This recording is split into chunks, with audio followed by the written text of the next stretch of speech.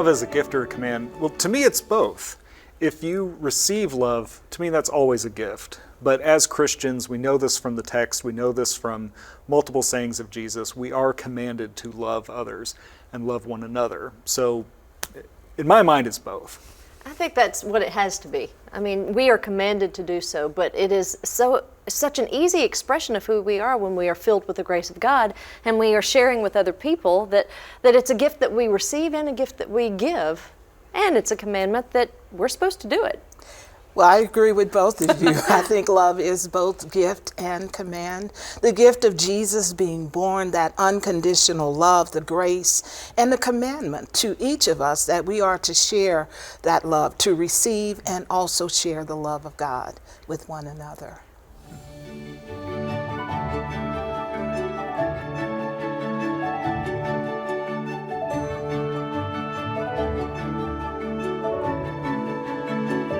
So that's a hard thing to think about, grief during a time that's supposed to be joy-filled. My father passed away in 2014, in September of 2014, and I can remember that I was dreading Christmas. I've never dreaded Christmas, you're not supposed to, but I knew that the absence of him, because he loved Christmas, he loved everything about the celebration as well as what it means for all of us. And I can remember dreading it, and I remember that when it was here, I felt a sense of peace and a sense of joy.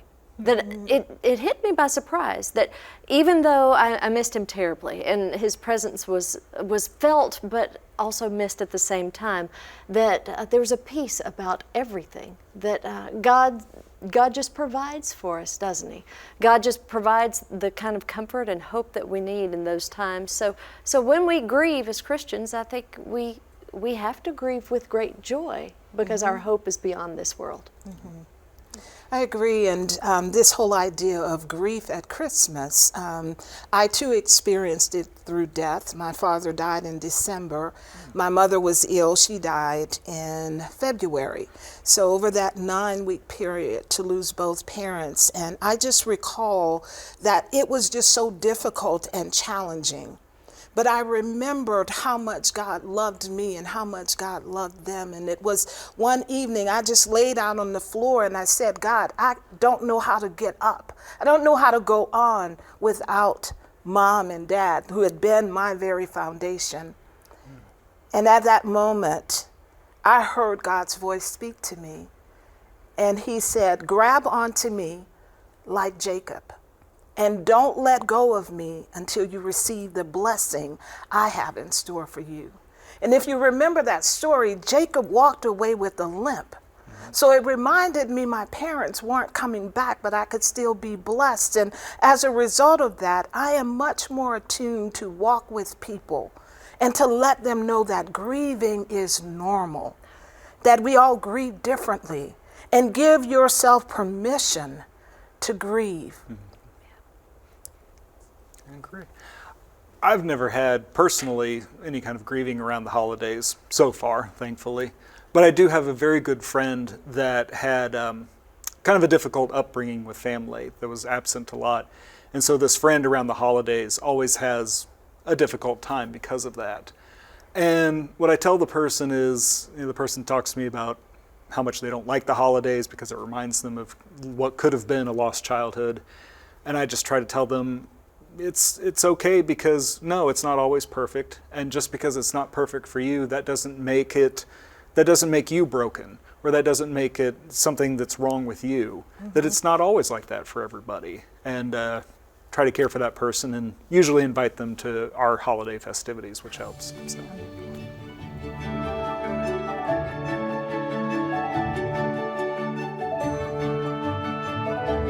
Well, I believe faith and doubt are a part of a continuum. If you think about as we're learning about God, that usually it's an inherited faith. We believe what our parents and our teachers give to us. But at some point, that will be challenged.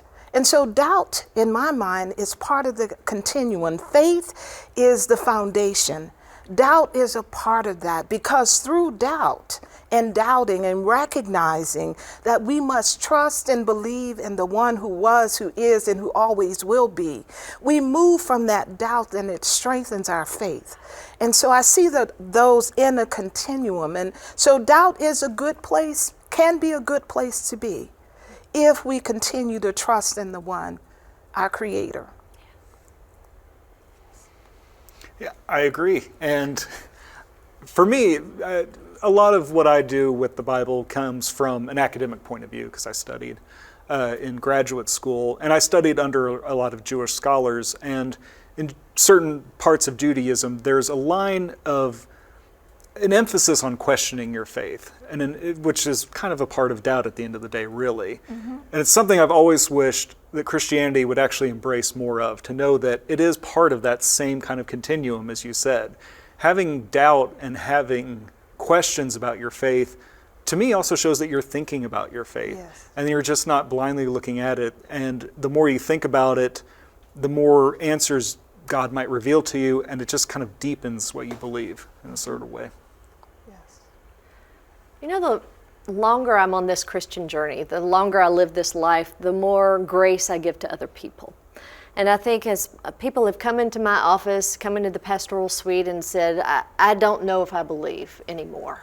They usually have the anymore after that. And they are struggling, and they feel bad about themselves, and they feel bad about the world, and they don't understand how to wrestle with God, to really understand how to be blessed. I frequently will tell them, you need to remember the struggle that Jacob had. You need to get in there with God, and you just need to wrestle some more. Your doubt does not mean an absence of faith. Your doubt means that you are exploring, and you are going to be on a new adventure, and you're going to have blessings because of it. So I think that maybe the church needs to embrace the space of doubt a little bit better, and know that God is there. And if I may add to that, this whole idea of questioning, because in some traditions you are taught, don't question God. Right.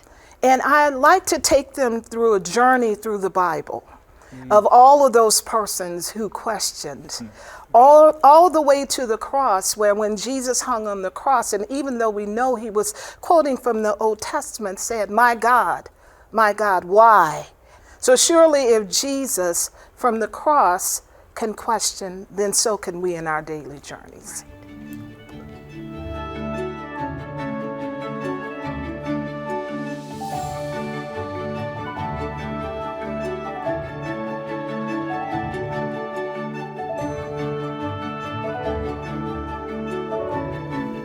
You know, growing up, I grew up as a United Methodist, and I had a lot of great pastors, both pastors of the churches and youth pastors, that were kind of instrumental. I did the chrysalis thing as a youth. And so kind of getting into a familiarity with Christianity growing up, that was certainly a path through it. And then as I became a young adult and into my 20s and 30s, a lot of it too came from my colleagues. It came from friends of other faith traditions who had deep knowledge of the Bible and a real curiosity about the Bible that we could talk about back and forth on kind of both an academic and a spiritual level. And again, back to that whole idea of, you know, when you're questioning and in dialogue with others about how that can just enrich what you believe and open your eyes to the possibility of belief. I love that. So I've had this question before a lot, you know, who are the people? And I usually answer with mentors and pastors and things like this, but I was thinking about it differently.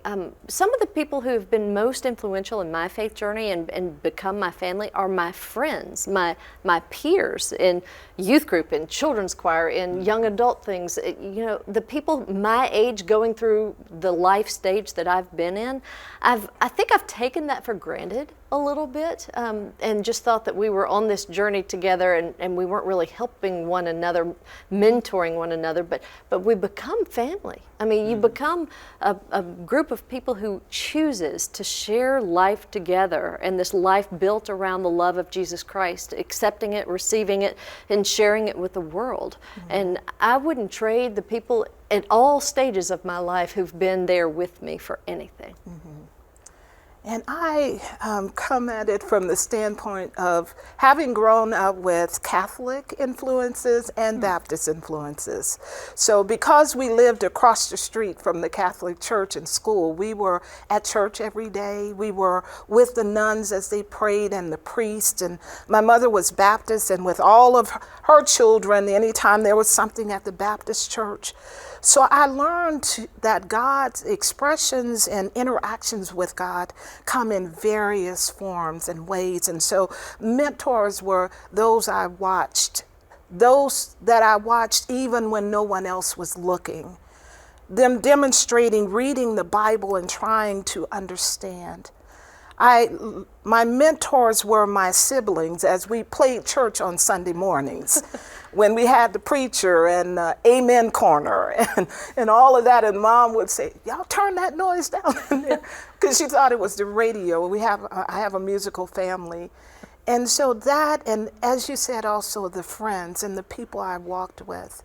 The times that I've walked alongside persons as they were coming to the end of their journeys and had such a deep faith of God. And when they were choosing those moments when words were precious, how they said how they believed in God and how they trusted Him, and how what I went to be a blessing, I received a blessing. And so I believe those mentors comes from, as what you said, so many different areas, so many different directions, in those small group encounters. Those places where you can be vulnerable and transparent and can learn from each other.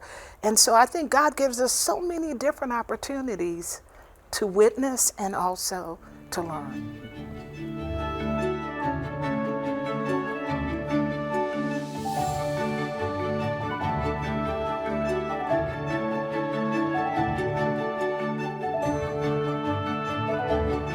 When Jesus said, "Father, forgive them, for they know not what they do."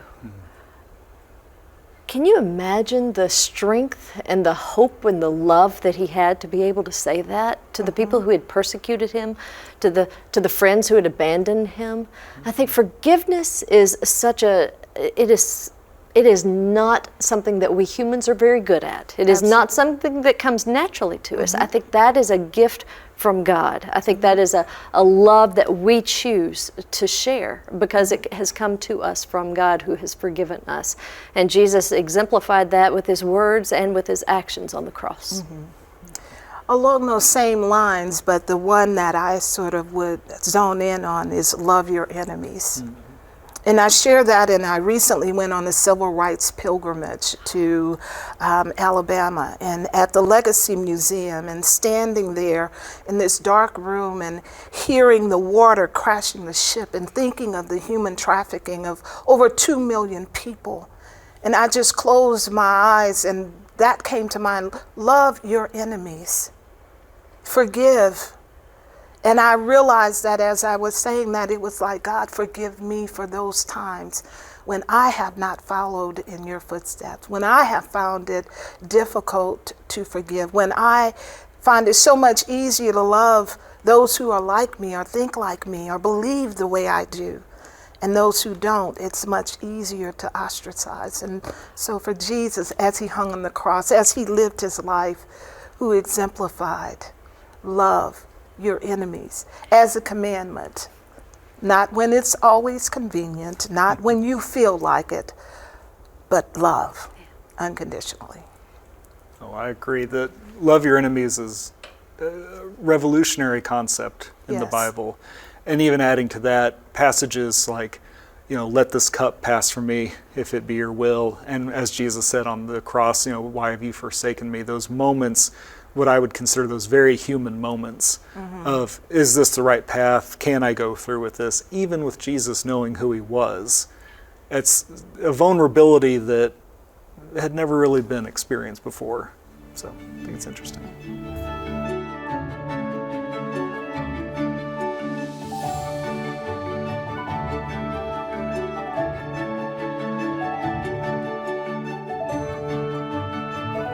That word again, forgiveness.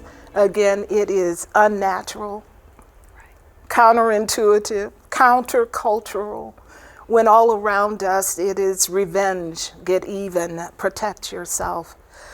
I thought of a time when a really close friend of mine, and she shared a confidence with me. And we talked through it. She was going to go and speak to the person. And I assumed that had happened. And when I saw the person, I was like, I've been praying for you all. I'm glad you all got it. And they gave me this look like, what are you talking about? And I was like, oh, I'm really sorry. And I tried to play it off, didn't do a really good job at that. And my friend got really angry with me in that she felt that I betrayed her trust and would not listen, would not hear. And she was right. And so I prayed and prayed and just asked God to forgive me, tried to give her space. And eventually, that did come around, but it was 2 years. And it was at a time when I was going through a challenge, and she heard about it, and she came and she said, I am so sorry. I realized that you did not do what I accused you of. And so that for me even gave me the courage to say to the person that was in the middle of all of this, to have a conversation with her as well, in saying, we've lost so much time. And so I will try to, I'm still working at it, but it's a journey. And I have to remember the thing that came to me in that point is, I said with her, let us pray together. In the Lord's Prayer where it says, forgive me as I forgive my trespasses. And we just embraced and we hugged each other and said we were sorry. And so forgiveness is difficult, but like we have been speaking about, it is a commandment. And through God's grace, only by the power of the Holy Spirit, I think sometimes is it possible. I honestly struggled to come up with a specific instance from it. I mean, 2 years, that's a powerful one right there. But I think in terms of, when I hear forgiveness, I think of two things, and this is not quite as part of the personal, but it's something that's always on my mind. I have friends that have written about forgiveness. One of them experienced basically domestic violence from their partner. And she wrote about, forgiveness is not so easily given. It is, something we are commanded to do, but the ability to give it can be difficult, and especially in an abuse situation. And another friend had something similar where she was attacked in her home, and the divine act of withholding forgiveness was something that she really concentrated on. So there's that aspect of it. Forgiveness is something that's always going through my mind, and I'll end with this part of it too. It's something at the collective level or at the individual level. If somebody as a collective has been harmed, whether based on their race or their religion, if somebody comes to them to apologize and ask forgiveness, to me it's always an interesting question. If I were in that position where I had been the one harmed and somebody was asking me that, would I have the ability, could I forgive them on behalf of a broader sin that was committed or a broader egregious? I don't know. So this topic is so very difficult because Yes, so it many, everybody's been hurt. Yes. Everyone has been hurt. And I have a spiritual habit that I developed years ago. My prayers at the very beginning of every day, there are two people I pray for first, and they are the people that I have had the hardest time forgiving. I have to re-forgive them every day for things that they've done. And I just need to do that as a spiritual discipline for me in order to do that. And I wonder about myself because I've been a pastor forever now. And I wonder, there's so many things that I'm sure I did wrong that were hurtful or that I did that I just didn't do that would have been helpful and somebody's holding a grudge against it. The people I should have visited, the conversations I should have had, the people I should have invited to ministry, all the things. I wonder how many people have forgiven me over and over again. And so as I experience that grace, when I think about that, the people who have let my failings go and the ways that I've hurt them, when they have offered that gift of forgiveness, whether I knew it or not, I've experienced grace over and over again. Yes. So all I feel like I can do at this point in my life is just keep on sharing that with others.